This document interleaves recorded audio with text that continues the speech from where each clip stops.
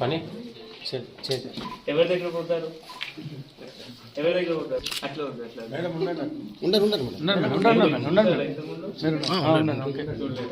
పోతారు సార్ దగ్గర. అంతమంది పోలీసు వాళ్ళు చూసారు ఎప్పుడైనా?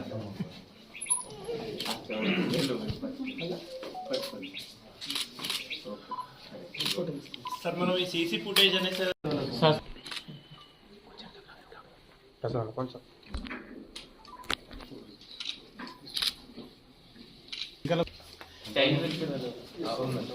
సార్ పాపని పాపని వాళ్ళని చూపిస్తారా సార్?